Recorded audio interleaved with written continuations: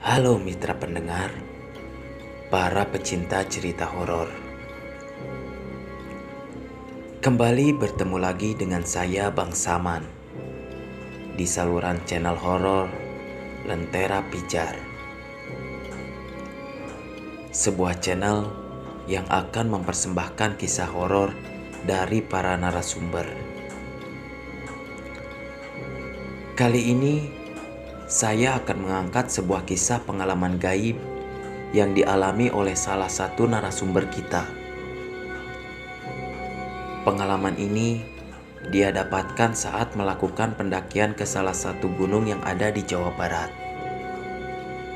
Tepatnya di Gunung Salak.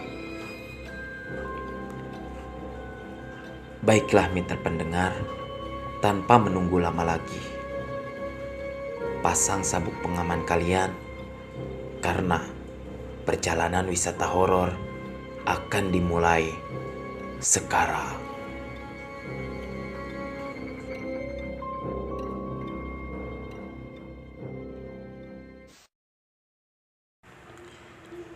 Perkenalkan, nama saya Doni. Saya tinggal di kota Bandung. Kali ini saya akan menceritakan sebuah pengalaman mistis yang saya alami ketika saya mendaki Gunung Salak. Kejadian itu saya alami ketika saya duduk di bangku kelas 2 SMA, tepatnya pada tahun 2005. Awal kisah, pada saat itu saya mau menghadapi ulangan semester dan saya mempunyai sebuah rencana. Kalau di liburan semester nanti, saya akan pergi mendaki Gunung Salak. Karena memang mendaki gunung merupakan salah satu hobi saya.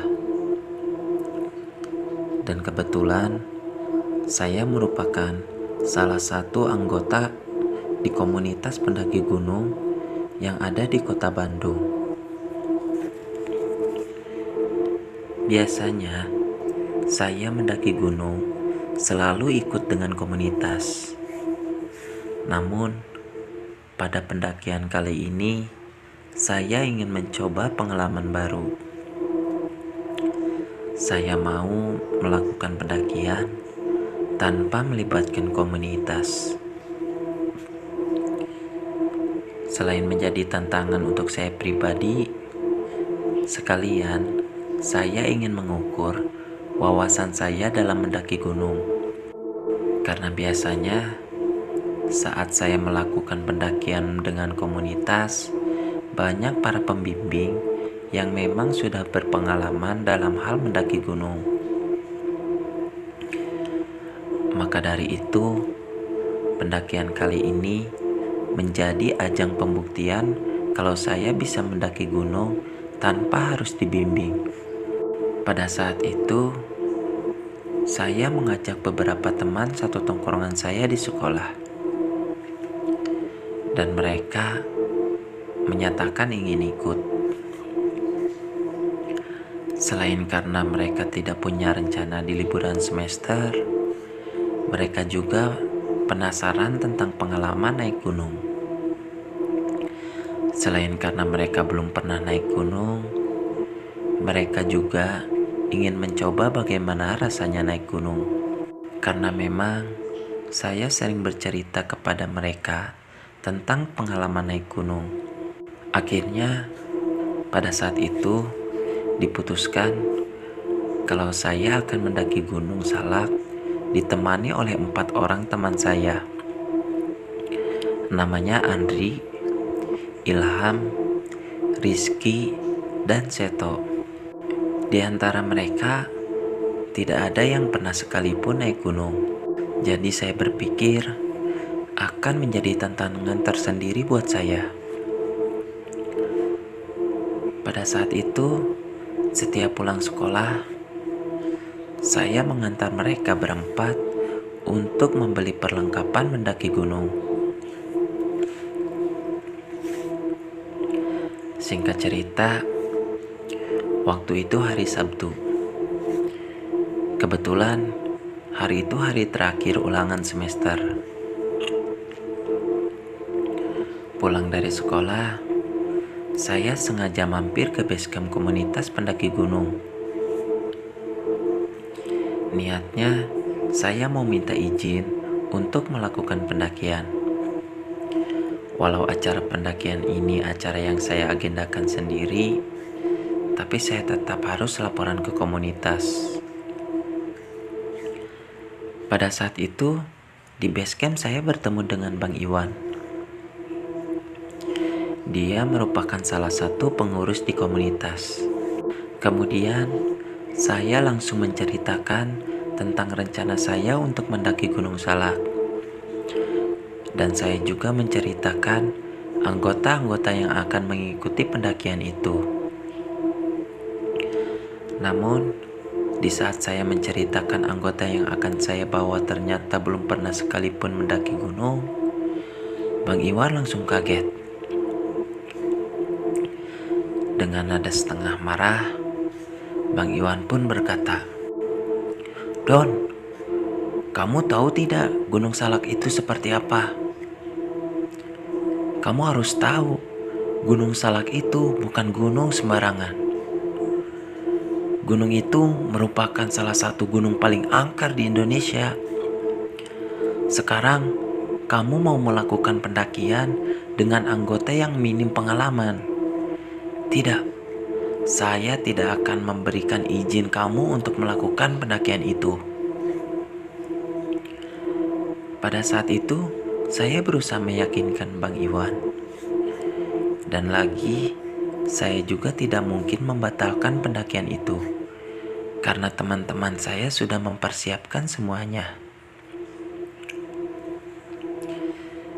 Akhirnya, Bang Iwan pun mengizinkan. Tapi dengan catatan, dia ikut dalam pendakian itu karena dia khawatir takut terjadi sesuatu hal yang tidak diinginkan. Karena dia sangat tahu bagaimana Gunung Salak itu. Saya pun tidak bisa apa-apa. Karena jujur, setelah saya tahu Gunung Salak itu seperti apa, saya justru malah bersyukur Bang Iwan bisa ikut. Waktu itu, saya punya rencana agenda untuk berangkat ke Gunung Salak pada hari Minggu dan pulang pada hari Rabu. Setelah pemberangkatan, berkumpul di rumah Ilham.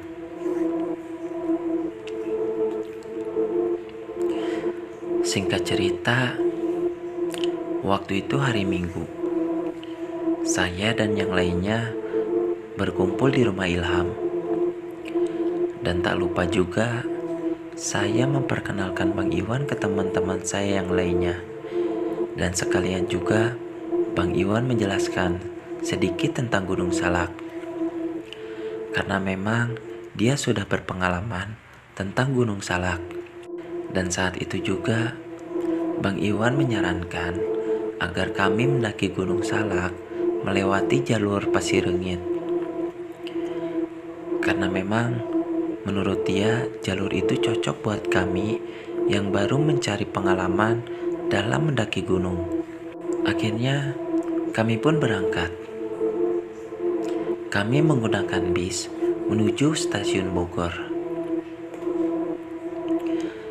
Di perjalanan, Bang Iwan mengingatkan kami agar kami menjaga etika saat kami di gunung. Namun, ketika Bang Iwan berbicara, Ilham yang memang orangnya cukup sompral malah menanggapi omongan Bang Iwan itu seperti hal yang lucu. "Ah, Bang, mana ada sih setan? Setan itu hanya ada di film-film. Lagian, kalau nanti ada kuntilanak, aku tusuk aja kepalanya pakai paku kayak di film-film. Kan jadi cewek cantik tuh. Bisa aku pacarin kan, Bang?"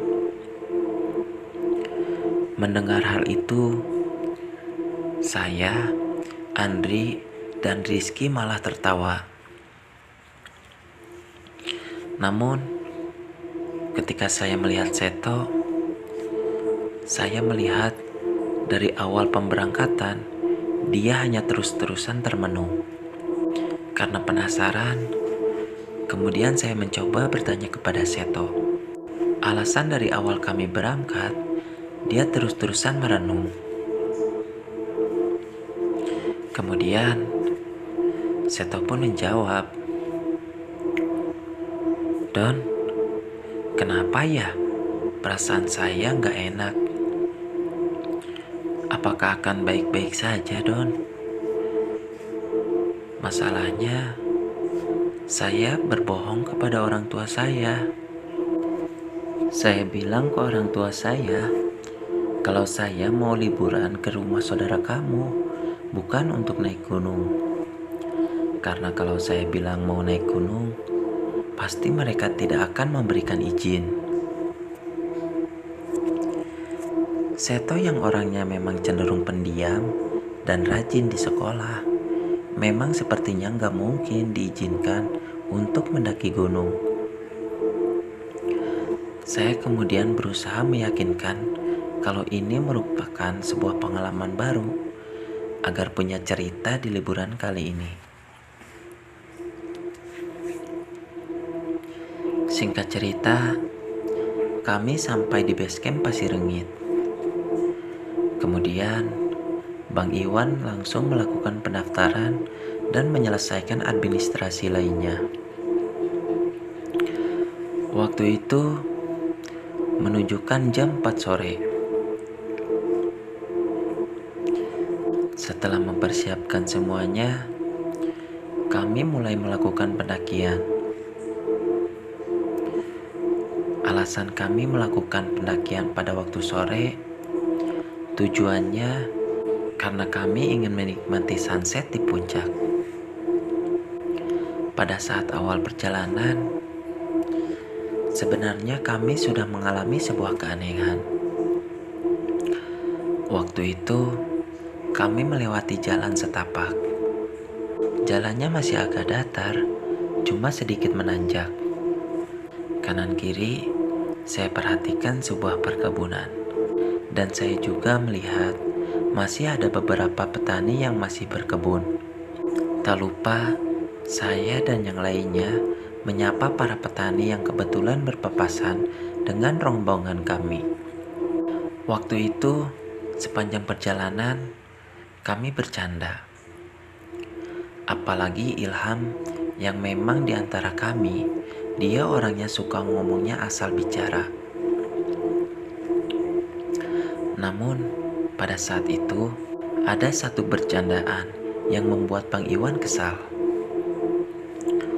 Waktu itu, saya bertanya kepada Ilham, kalau nanti di gunung ada setan yang gangguin dia, apa yang akan dia lakukan? Kemudian Ilham pun menjawab, "Ah, kamu Madon, masih aja percaya sama hal gituan. Dengerin, setan itu nggak ada, Don.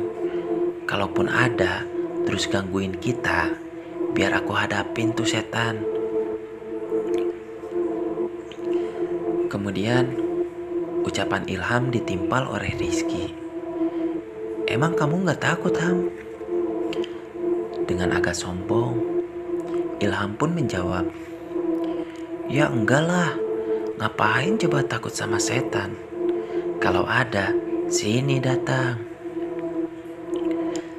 Saya yang memang belum pernah mengalami hal gaib selama pendakian yang saya lakukan, saya sendiri kurang percaya akan adanya makhluk gaib. Di saat Ilham berbicara seperti itu, Bang Iwan langsung berbalik ke arah kami. Dan dia berbicara pada kami dengan nada sedikit kesal. "Woi, udah saya ingatkan, jaga tata krama kalian selama mendaki gunung. Jangan asal ngomong seenaknya saja. Kalau terjadi apa-apa, saya tidak akan ikut campur." Ketika Bang Iwan berbicara seperti itu, saya malah menanggapi omongan Bang Iwan itu dengan candaan. Karena memang saya merasa makhluk gaib itu tidak ada. Pada saat itu, saya perhatikan hari sudah mulai gelap. Dan di saat itu juga, saya mengalami kejadian yang aneh. Pada waktu itu, ketika kami berjalan, saya melihat ada sosok kakek-kakek berpapasan dengan rombongan kami. Namun anehnya, biasanya ketika berpapasan dengan seseorang, Bang Iwan yang pada saat itu posisinya di depan tidak menyapa sama sekali. Biasanya dari awal pendakian, setiap bertemu seseorang yang berpapasan, dia selalu menyapa. Tapi kali ini dia tidak menyapa sama sekali. Kemudian ketika saya berpapasan dengan kakek itu, si kakek itu bilang sesuatu kepada saya. Awas, nanti kalian tidak bisa pulang. Lantas saya langsung menanyakan alasan kenapa kami gak akan bisa pulang. Ketika saya bertanya pada kakek itu, Andri lalu berkata, "Don, kamu ngomong sama siapa?" Lalu saya menjawab, kalau saya sedang berbicara dengan kakek-kakek. Kemudian Rizky pun ikut bertanya, "Kakek-kakek yang mana, Don? Dari tadi juga gak ada kakek-kakek yang lewat." Saya langsung terheran-heran. Dan ketika saat saya melihat ke arah kakek itu, dia langsung menghilang. Dan di saat itu, ternyata bukan hanya saya saja yang melihat si kakek itu. Seto dan Ilham pun sama. Dia melihat kakek itu. "Lah, emang kalian gak lihat ya kalau tadi ada kakek-kakek lewat?" tanya Ilham pada Rizky dan Andri. Seto yang dari awal perjalanan lebih banyak diam, dia juga ternyata ikut melihat kakek itu. Tadi saya juga melihat kakek itu, dan dia juga sempat mengatakan sesuatu pada Doni. Di tengah perdebatan kami, Bang Iwan menyuruh kami untuk tetap fokus berjalan dan jangan menghiraukan apa-apa. "Udah, kalian jangan berdebat. Lebih baik kalian fokus dengan perjalanan," kata Bang Iwan. Dari perkataan Bang Iwan, saya perhatikan sepertinya dia agak sedikit kesal dengan kelakuan kami yang dari awal pemberangkatan selalu bercanda. Waktu itu, langit sudah mulai gelap. Karena jalan sudah mulai tidak kelihatan, akhirnya kami memakai headlamp untuk penerangan. Saat itu, kami memasuki jalan setapak. Dan jalan itu hanya bisa dilewati satu orang. Jadi pada saat itu kami berjalan berurutan. Posisi saat itu Bang Iwan berada di depan. Kemudian Andri, Rizky, Ilham, Seto, dan yang terakhir saya. Karena waktu itu suasana sangat gelap, jadi saya hanya fokus pada jalan. Saat itu, saya berjalan agak sedikit menunduk. Yang saya perhatikan hanya langkah Seto yang posisinya memang di depan saya. Pada saat saya berjalan, Ilham yang waktu itu posisinya di depan Seto mendadak berhenti. Akhirnya Seto yang posisinya di belakang Ilham menubruk Ilham, dan saya yang dari tadi fokus melihat langkah kaki Seto akhirnya menubruk Seto dari belakang. Dan pada saat itu juga kami bertiga pun terjatuh. Di saat itu saya langsung bertanya, kenapa berhenti mendadak? Lalu Ilham pun berteriak, "Bang Iwan dan yang lainnya kemana?" Ketika saya lihat ke arah depan, sontak saya kaget. Karena Bang Iwan, Andri, dan Rizky tidak ada. "Lah, kan tadi mereka di depan kamu, Ham?" tanya Seto pada Ilham. "Iya, tadi memang mereka berada di depan saya. Tapi entah kenapa, ketika saya berjalan dan saya melihat langkah mereka mendadak gelap dan mereka langsung tidak ada. Akhirnya, kami pun kebingungan. Dan di saat saya lihat ke arah belakang, sontak langsung kaget karena jalan yang saya lewati tidak ada. Semuanya mendadak berubah menjadi semak belukar. Kemudian saya memberitahu Ilham dan Seto kalau jalan yang tadi kita lalui itu sudah tidak ada. Akhirnya kami pun panik dan kebingungan. Di tengah kepanikan, saya menyuruh Ilham dan Seto untuk terus berjalan.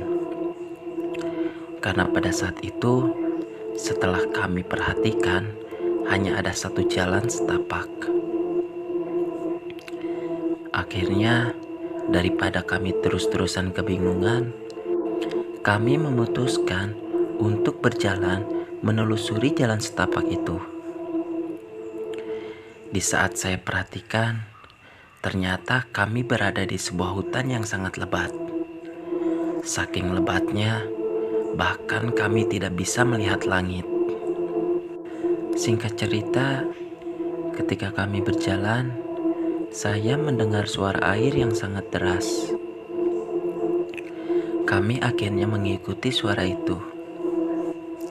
Dan tak lama kami berjalan, kami melihat sebuah air terjun. Dan ketika saya memperhatikan air terjun itu, samar-samar saya melihat seseorang yang sedang berdiri menghadap ke air terjun. Dengan penasaran, kami menghampiri orang itu dengan niat mau menanyakan jalan. Pada saat itu, saya perhatikan sepertinya dia seorang pendaki karena terlihat dari pakaian yang dia pakai. Kami lalu mencoba menyapa orang itu. Dia kemudian berbalik, dan ketika saya perhatikan wajahnya itu, terlihat wajah yang sangat pucat. Kemudian saya memberanikan diri untuk menanyakan jalan. Dengan ekspresi wajah yang datar dan tanpa bersuara, dia menunjukkan arah. Akhirnya, tanpa pikir panjang, saya lalu mengajak Ilham dan Seto dari tempat itu. Namun, ketika kami berjalan, terdengar suara tertawa dari orang itu.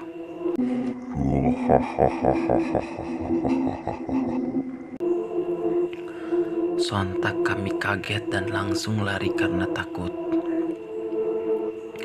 Akhirnya, karena kelelahan, kami memutuskan untuk beristirahat.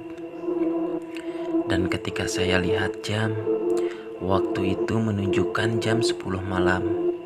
Setelah dirasa cukup beristirahat, kami lalu melanjutkan perjalanan. Sekalian, kami mencari tempat untuk mendirikan tenda untuk kami beristirahat malam itu. Singkat cerita, kami dengan tubuh yang mulai lelah berjalan menyusuri jalan setapak. Dari kejauhan, saya melihat sebuah cahaya.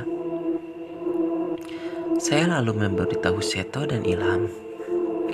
Dengan perasaan yang sedikit senang, kami berjalan cepat menuju cahaya itu. Dan ketika sampai, alangkah kagetnya kami ketika melihat banyak sekali orang di sana. Saya perkirakan mereka berjumlah kurang lebih 10 orang. Pakaian yang mereka gunakan pun terlihat seperti pakaian orang-orang desa pada zaman dahulu. Ketika saya perhatikan, mereka sedang menggali sebuah kuburan. Dan di saat kami melewati mereka, mereka langsung menatap dengan tatapan melotot ke arah kami. Dan di saat itu, salah satu dari mereka berteriak. Mangkat siap. Sontak kami lari karena ketakutan. Di saat itu juga, akhirnya kami menemukan sebuah lapangan kecil. Dan akhirnya kami memutuskan untuk mendirikan tenda untuk kami beristirahat. Singkat cerita, kami selesai mendirikan tenda. Waktu itu, jam menunjukkan pukul 11:30 malam. Karena perut kami terasa sangat lapar, akhirnya kami memasak mie untuk mengisi perut kami. Setelah selesai makan, kami berniat untuk tidur. Waktu itu, posisi tidur kami berjajar. Saya di sebelah kiri, Seto di tengah, dan Ilham di sebelah kanan. Ketika mata saya mulai mau terlelap tidur, saya mendengar suara dari luar tenda. Dan ketika saya terbangun karena suara itu, saya melihat samar-samar bayangan dari luar tenda. Karena memang pada saat itu kami menggunakan lampu di luar tenda. Ketika saya perhatikan, ternyata sosok yang melompat-lompat itu bukan hanya satu, melainkan 3 sosok. Mereka melompat-lompat mengelilingi tenda kami. Saya pun mulai merasa ketakutan, dan saya mencoba membangunkan Ilham dan Seto. Dan ternyata Ilham sudah mengetahui hal itu. Dan pada saat itu, karena dia ketakutan, dia menutupi wajahnya dengan ransel, kemudian berbicara dengan nada berbisik. Saya sudah tahu, Don, dan barusan saya sudah mengintip keluar. Ternyata itu adalah sosok pocong, Don. Dan setelah itu, tiba-tiba tenda kami seperti ada yang memukul dari luar.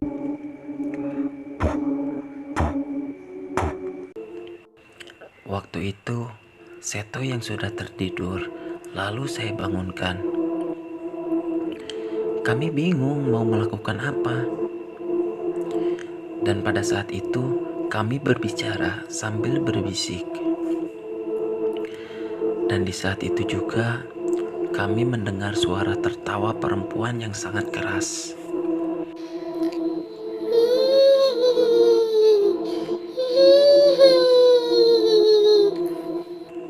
Sontak kami bertiga pun kaget.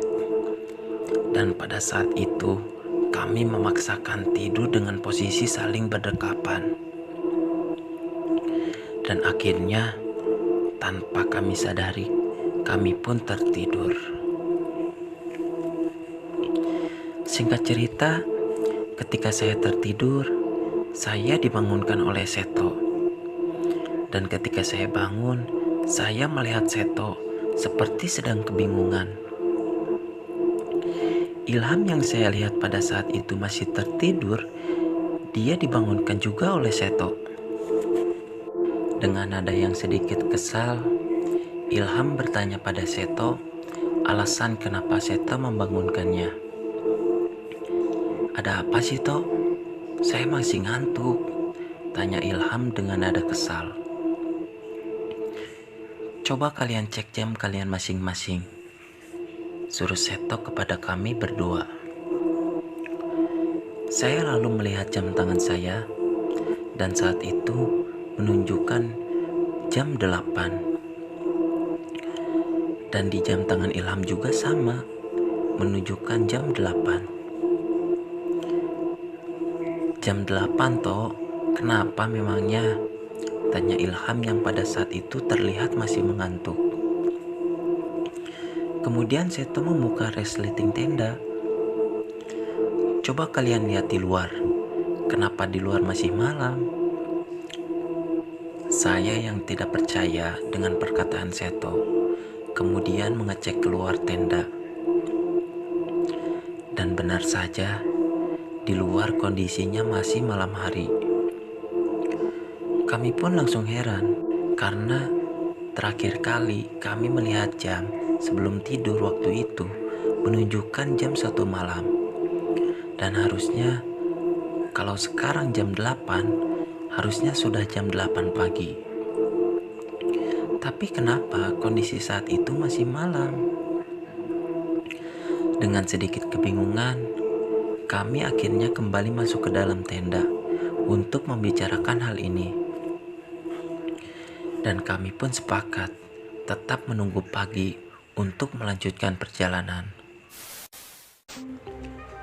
Buat kalian yang mempunyai pengalaman atau kisah horor, kalian bisa ikut berpartisipasi dengan cara mengirimkan kisah horor kalian melalui email kami.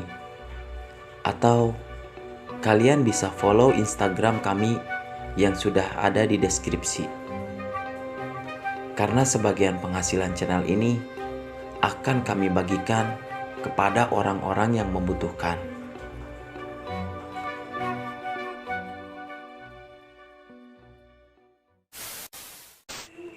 Karena kondisi saat itu kami masih ngantuk, akhirnya kami memutuskan untuk tidur kembali. Di saat saya sudah tertidur, saya dibangunkan oleh Ilham yang pada saat itu meminta diantar untuk buang air kecil. Kebetulan pada saat itu saya juga ingin buang air kecil. Akhirnya kami berdua pun pergi ke belakang tenda. Jaraknya mungkin hanya 20 meter dari arah tenda. Dan kami buang air kecil di bawah sebuah pohon besar. Ketika kami buang air kecil, saya seperti mendengar suara aneh. Suara itu terdengar seperti suara desisan ular. Kemudian saya bertanya pada Ilham, apakah dia juga mendengar suara itu? Dan ternyata Ilham juga mendengar suara itu. Ketika kami perhatikan, suara itu terdengar persis berada di atas kami. Dan pada saat saya melihat ke atas, saya langsung kaget karena saya melihat sosok manusia berbadan ular. Dan pada saat itu, posisi tubuh makhluk itu sedang membelit pohon. Ukurannya pun bukan ukuran kecil, melainkan ukuran seperti ular raksasa. Saya dan Ilham pun sontak kaget. Kemudian saya berlari menuju tenda.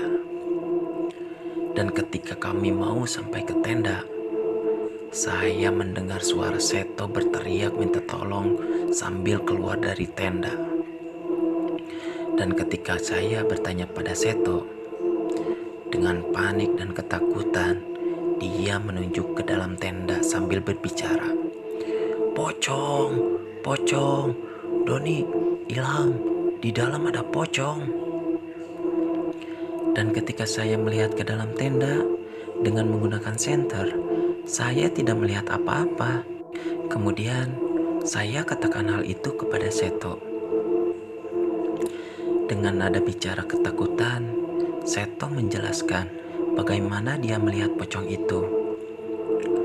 Beneran Don, tadi ada pocong di dalam tenda.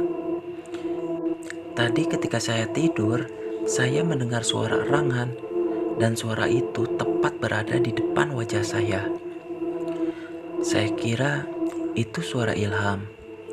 Tapi ketika saya membuka mata, saya melihat pocong dengan wajah pocong itu tepat berada di depan wajah saya, Don. Dirasa kondisi sudah mulai kacau, akhirnya kami pun memutuskan untuk meninggalkan tempat itu. Kami membereskan barang-barang kami dan kami memasukkan barang-barang kami yang dianggap penting. Dan kami bertiga pun pergi dari tempat itu tanpa membereskan tenda. Singkat cerita, karena kami terus-terusan mendapatkan teror, akhirnya kami pergi meninggalkan tempat kami berkemah. Kami hanya membawa tas berisi perbekalan. Tenda dan perlengkapan lainnya kami tinggalkan. Waktu itu, kami kembali menyusuri jalan setapak yang hanya bisa dilalui oleh satu orang.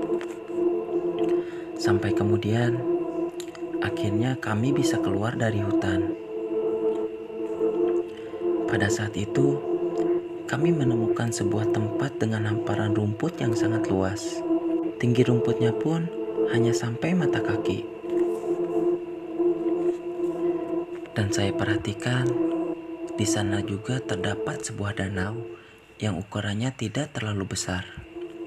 Kami pun berencana untuk pergi ke danau itu untuk sekedar membersihkan badan kami. Dan di saat kami berjalan menuju arah danau, kemudian saya perhatikan, saya melihat 3 cahaya berjalan. Dan ketika saya perhatikan dengan jelas, ternyata cahaya itu berasal dari 3 headlamp milik Bang Iwan, Andri, dan Rizky.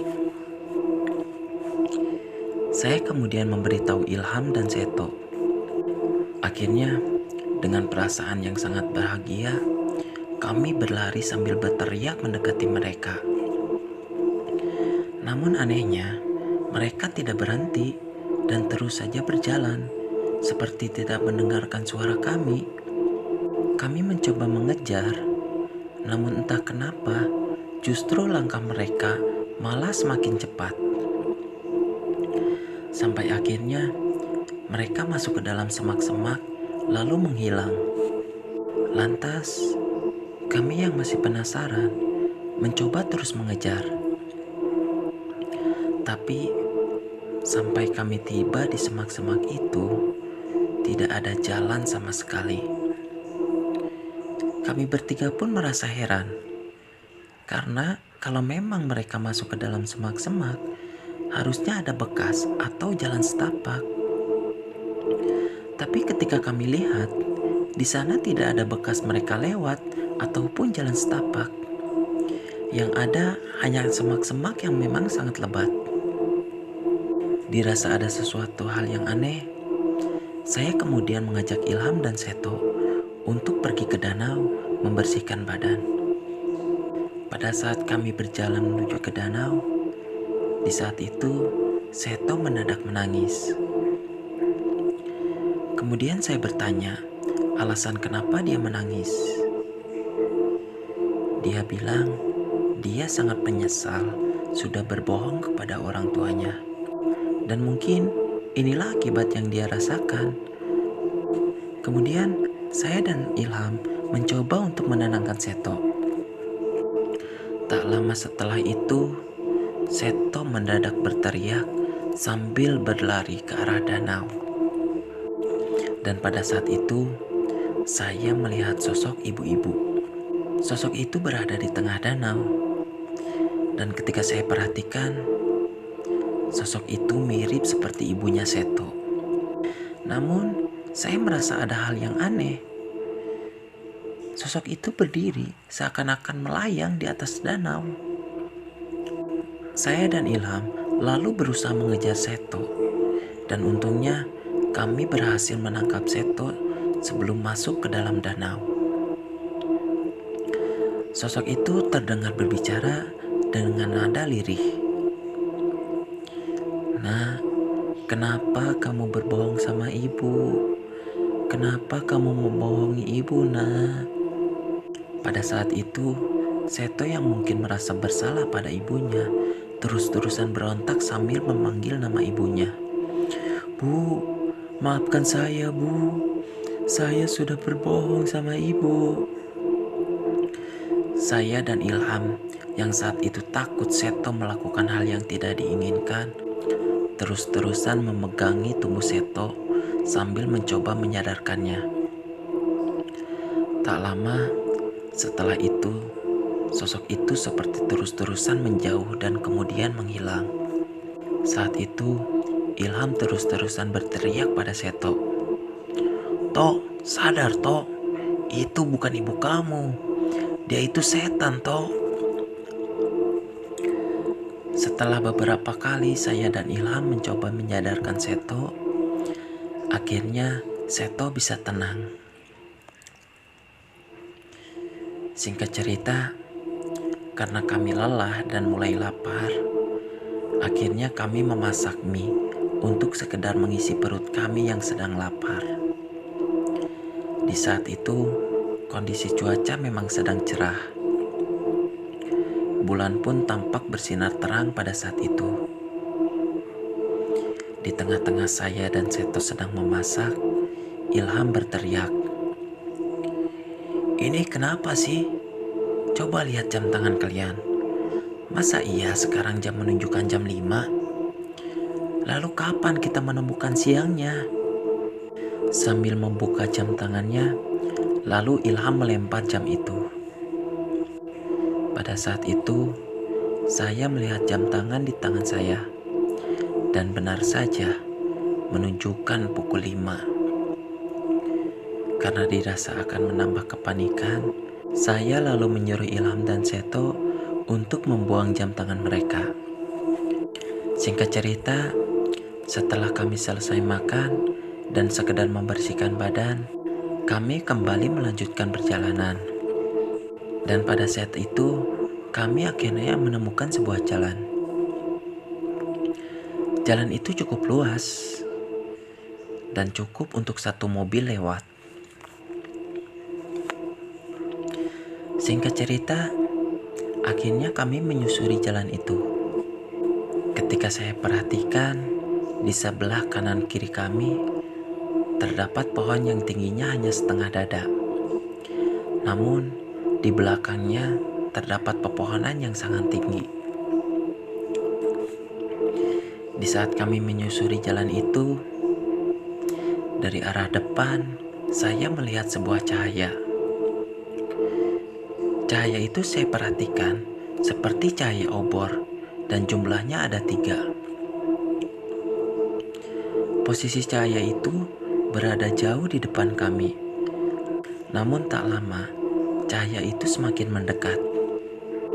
Dan ketika cahaya itu terlihat jelas, saya melihat rombongan orang-orang dan mereka berjalan mengarah ke arah kami.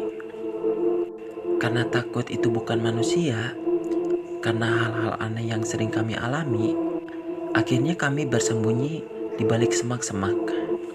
Kemudian kami mematikan senter dan headlamp kami dan menunggu rombongan itu melintas. Beberapa saat kami menunggu, akhirnya rombongan itu melintas di hadapan kami. Dan ketika saya lihat, saya langsung ketakutan. Karena ternyata rombongan itu sedang membawa keranda mayat. Saya perhatikan jumlah rombongan itu kurang lebih ada 20 orang. Dan mereka berpakaian seperti orang-orang desa. Dan yang lebih menakutkan bagi saya, ketika saya memperhatikan mereka, wajah mereka sangat menyeramkan. Di antara mereka, saya melihat bapak-bapak dengan wajah yang sangat pucat, sedang membawa obor dengan lidah panjang keluar dari mulutnya. Kemudian, saya juga melihat ada sosok ibu-ibu dengan wajah yang rusak, dipenuhi darah. Matanya hanya ada 1. Karena ketakutan, kami akhirnya menutup mata kami dengan ransel sambil menunggu rombongan itu lewat. Singkat cerita, setelah tidak terdengar lagi langkah kaki dari rombongan itu, saya yakin kalau mereka sudah pergi jauh. Dan akhirnya saya dan yang lainnya keluar dari semak-semak tempat kami bersembunyi. Dan ketika saya melihat cahaya obor itu memang sudah jauh, kami pun akhirnya diam sejenak. Karena memang kami bingung harus melakukan apa agar kami bisa keluar dari tempat itu.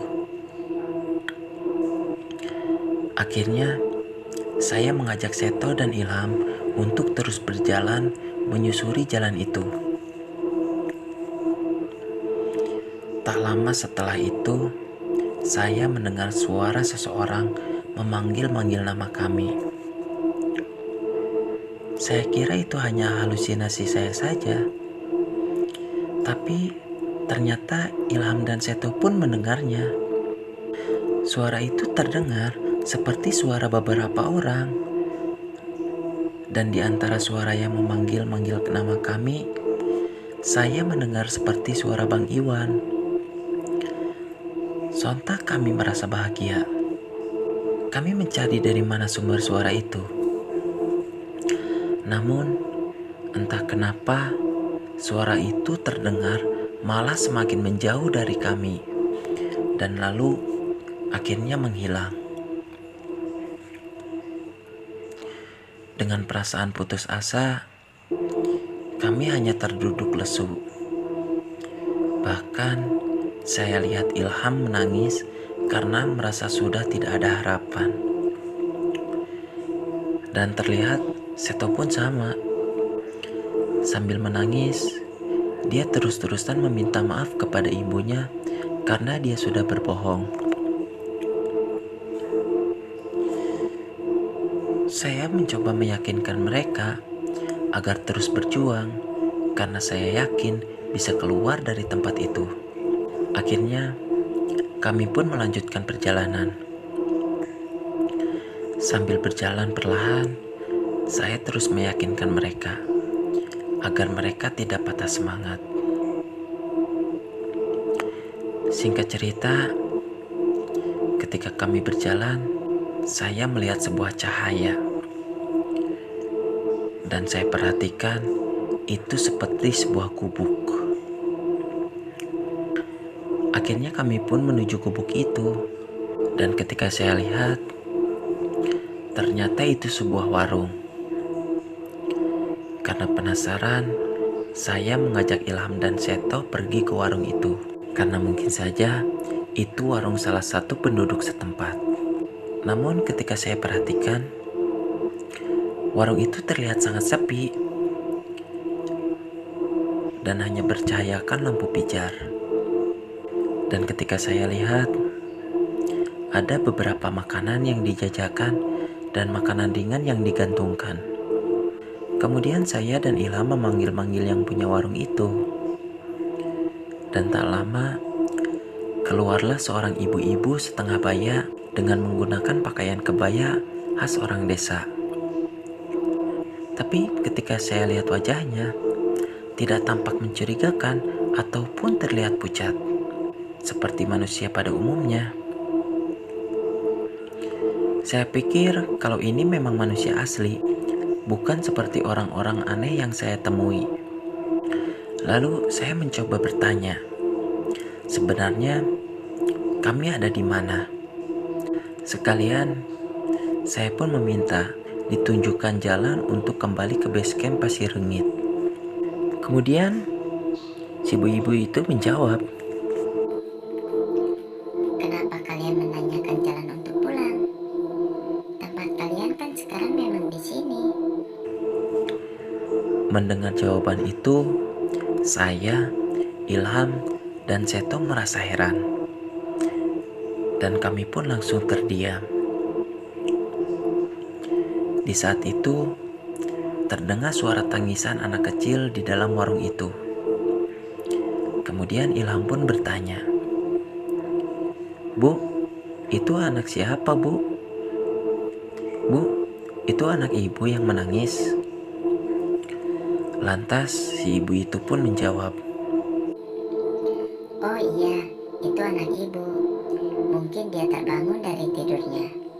Sebentar ya, ibu ambil anak ibu dulu. Lantas si ibu itu pun pergi ke belakang. Dan pada saat si ibu itu kembali, kami bertiga pun kaget dan langsung berteriak ketakutan. Karena pada saat itu, saya melihat sosok wajah ibu-ibu itu rata. Dan si anak yang dibawa oleh ibu itu ternyata anak pocong. Sontak saya langsung lari dan tak tahu kemana arah saya lari. Sampai akhirnya saya masuk ke sebuah jalan setapak yang hanya bisa dilalui oleh satu orang. Seto dan Ilham pun pada saat itu mengikuti saya dari belakang. Sekian lama kami berlari, akhirnya kami pun berhenti karena kelelahan. Dan di saat kami berhenti, akhirnya kami pun tersadar kalau tas kami semua tertinggal di warung itu. Saat itu kami tidak berani untuk kembali ke warung itu karena takut. Padahal saat itu kami sangat kehausan karena terus-terusan berlari. Akhirnya dengan tubuh yang sangat lelah dan rasa haus yang sangat terasa, kami terus melanjutkan perjalanan menyusuri jalan. Dan pada saat itu juga kami pun benar-benar pasrah.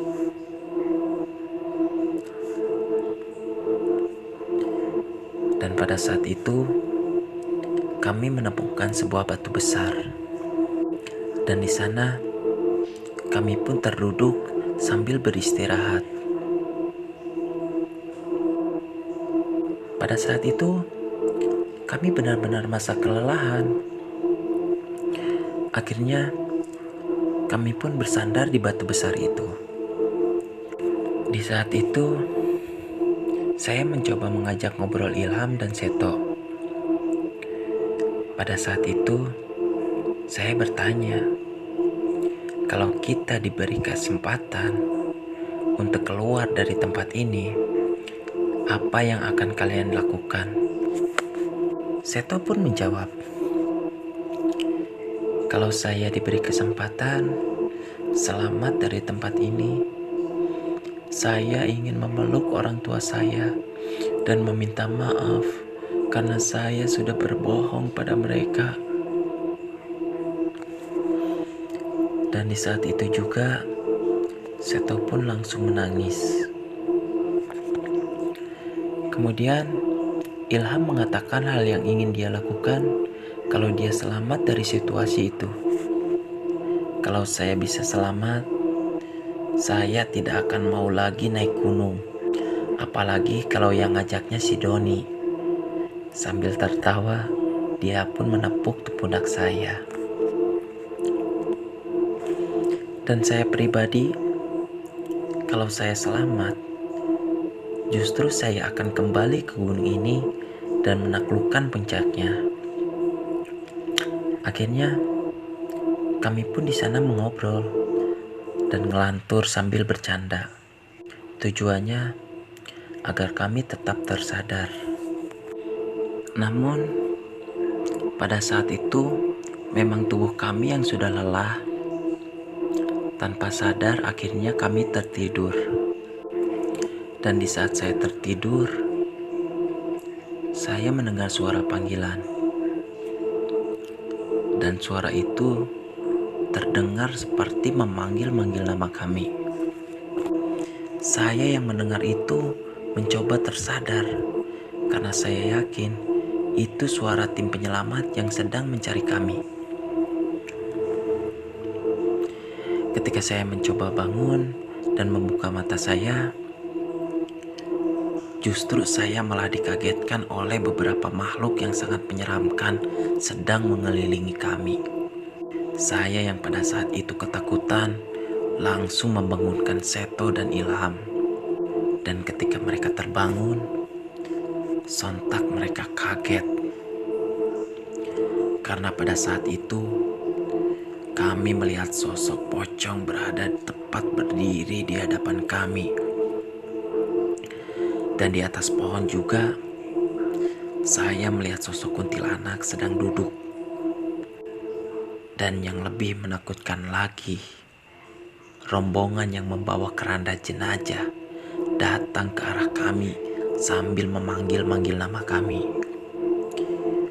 Tony, Ilham, Seto, ikutlah dengan kami.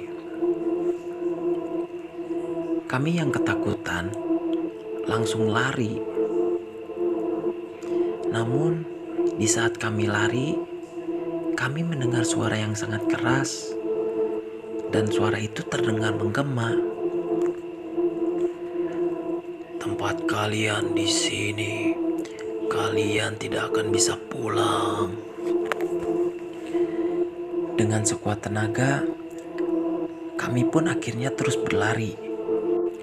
Hingga akhirnya kami masuk ke dalam semak-semak yang sangat rimbun. Dengan rasa takut dan panik, saya, Ilham, dan Seto mencoba menerobos semak-semak itu. Kami sudah tidak peduli lagi dengan rasa sakit yang kami rasakan akibat terkena duri dari semak-semak itu. Dan di saat kami berhasil menembus semak-semak, anehnya, suasana malam yang kami alami tadi mendadak berubah menjadi siang. Dan di saat itu pula, akhirnya kami pun ambruk karena benar-benar merasakan kelelahan. Singkat cerita, saya akhirnya sadar. Dan ketika saya sadar, saya merasakan perih di bagian telapak tangan. Ketika saya coba melihat telapak tangan saya, ternyata terdapat banyak darah. Dan pada saat itu juga, saya melihat jaket yang saya pakai banyak sekali robekan. Saya pikir mungkin bekas tadi kami menerobos semak-semak yang penuh duri. Pada saat itu, saya lalu mencoba membangunkan Ilham dan Seto. Dan ketika mereka tersadar, mereka langsung menjerit kesakitan. Karena kondisi mereka saat itu sama seperti saya. Akhirnya, kami pun memutuskan untuk merobek jaket kami dan dijadikan perban untuk luka di tangan kami. Singkat cerita, dengan badan yang penuh luka, lapar haus yang sangat terasa, kami terpaksa melanjutkan perjalanan. Walaupun pada saat itu kami berjalan tertatih-tatih. Pada saat itu, saya perkirakan waktu itu jam 3 sore. Karena saya melihat langit yang sudah mulai sore. Dan ketika kami berjalan mencari jalan keluar, akhirnya kami bertemu dengan seorang warga yang sedang mencari kayu. Pada saat itu, dia langsung kaget setelah bertemu dengan kami karena melihat kondisi tubuh kami yang compang-camping. Kemudian, Ilham berkata pada bapak-bapak itu, "Pak, tolong kami, tolong bantu kami untuk pulang." Lalu si bapak-bapak itu menghampiri kami. Kemudian dia memberikan kami air minum. Dan dia juga memberikan kami sedikit makanan sisa bekalnya. Lalu si bapak-bapak itu bertanya, "Kalian ini habis dari mana? Kok bisa seperti ini?" Lalu saya menjelaskan kepada bapak-bapak itu kronologi kenapa kami bisa seperti ini. Setelah mendengar penjelasan saya, si bapak-bapak itu seperti mengingat sesuatu. Lalu si bapak-bapak itu berkata, "Nama kalian siapa?" Akhirnya kami pun memperkenalkan nama kami masing-masing. Sontak si bapak itu kaget sambil berkata, "Kalian 3 orang pendaki yang diberitakan hilang itu ya? Dan kalian sudah 7 hari tidak ditemukan." Kami langsung heran dengan perkataan si bapak-bapak itu. karena dia menganggap kami hilang selama 7 hari. Padahal yang kami rasakan hanya tersesat 1 malam. Kemudian si bapak-bapak itu berkata, "Asal kalian tahu, kalian itu sudah dicari berhari-hari oleh para petugas."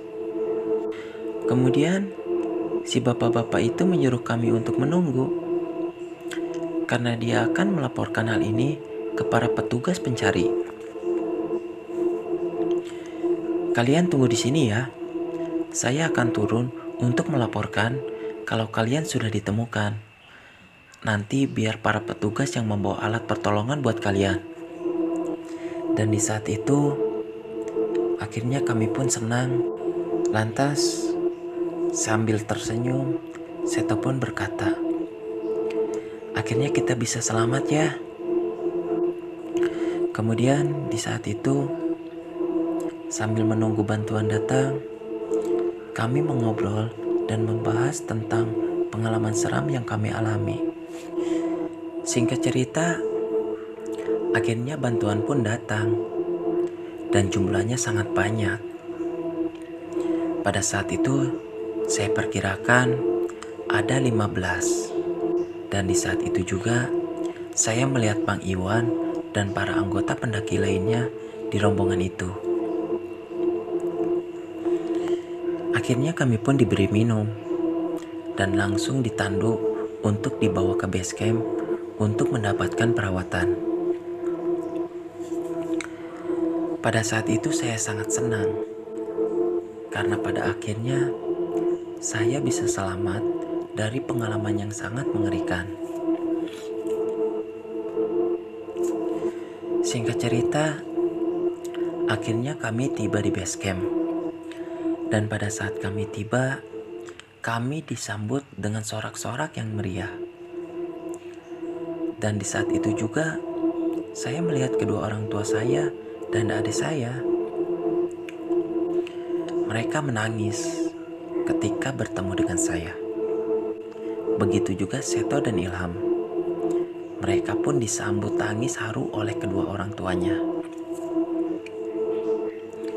Lalu, kami dibawa ke tempat perawatan untuk mendapatkan perawatan. Pada saat saya mendapatkan perawatan, saya ditemani oleh Bang Iwan. "Kamu kemana aja, Don? Kok bisa sih terpisah dari rombongan pada saat itu?" Kemudian, saya pun menjelaskan hal aneh yang saya dan teman-teman saya alami kepada Bang Iwan. Lalu, saya juga bertanya, berapa hari kami menghilang? "Kalian itu sudah menghilang 1 minggu. Dan pada saat itu juga, saya mengatakan kepada Bang Iwan kalau saya merasa hanya tersesat 1 malam. Di saat saya menjelaskan semuanya kepada Bang Iwan,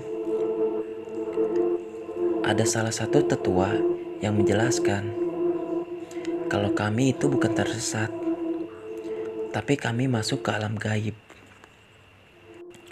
Dan di saat itu saya baru tersadar. Dan pantas saja, selama itu saya dan yang lainnya terus-terusan bertemu makhluk gaib." Dan dia juga menjelaskan alasan kenapa kami bisa masuk ke dunia alam gaib. Karena kami tidak bisa menjaga sopan santun selama melakukan pendakian.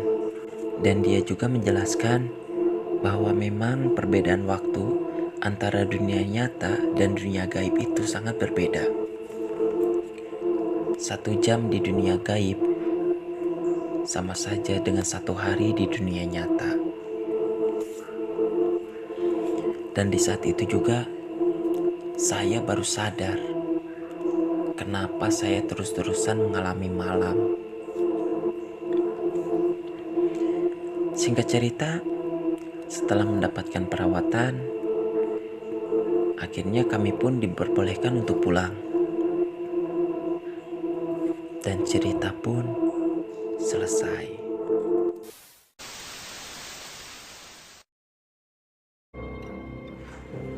Mitra pendengar, itulah sebuah cerita pengalaman yang dialami oleh salah satu sahabat kita, Doni.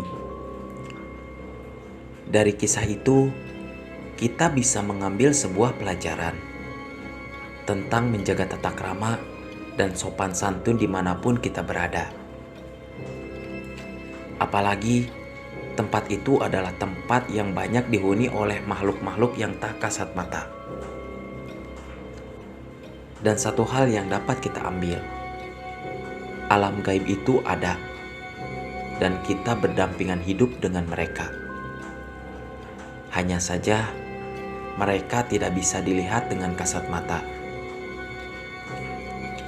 Mungkin hanya beberapa orang yang mempunyai penglihatan lebih dapat melihat langsung alam mereka.